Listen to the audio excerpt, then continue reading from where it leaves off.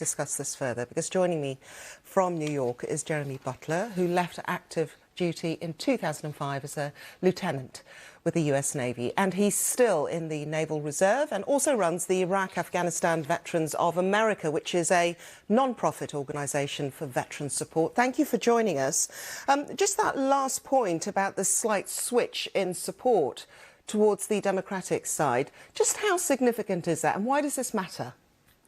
Well, thank you. First of all, I'd like to say thanks for having me on the show. I'm sorry it's here to talk about this because this is not the type of conversations we want to be having, neither internally and certainly not internationally here. But to answer your question, it's really just hard to tell. That's been, I think, the most amazing thing from President Trump's time in office is that he says things that in any other time for any other candidate, any other politician would have been a career ender. We've seen that certainly as he's talked about Jeremy, I don't know if we can sort out your link. Yep, we've got you back. Carry on. Sorry. Yeah, so it's really hard to tell what this is really going to have an outcome because so many of the comments that he's made in the past that have been actually on tape, really haven't moved the needle.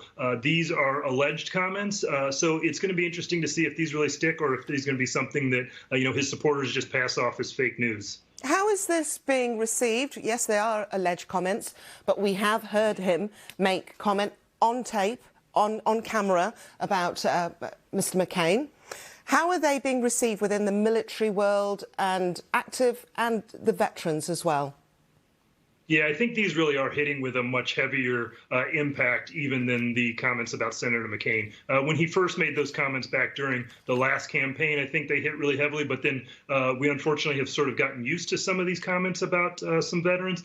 These, however, really are at a new level that I think really are kind of hitting in a very strong way. The unfortunate thing is that they're really taking away from the conversation that the military and the veteran community wants to have, which are about the issues that are affecting us today and continue to, and that's everything from suicide within the military and the veteran community, dealing with the effects of toxic exposure that veterans have dealt with overseas. And there's just so many other things that we would rather be focusing on that these are an unfortunate distraction. We've yet to hear from John Kelly and Jim Mattis. Do you expect them to speak up on this matter? Would you like them to? I don't think we will hear from them. I think they have tried to make a point of being silent at all times so that when you get something that is as controversial as this, they're not breaking ranks with what they have done in the past. I think they want to keep what they discussed with the president when they were within the administration as something that stays between them, because to do otherwise, perhaps. Okay, Lieutenant Jeremy Butler. Unfortunately, we've just lost the end of your conversation there, your comment, but thank you very much for joining us. Thank you. You're back, but thank you. Thank you. Thank you.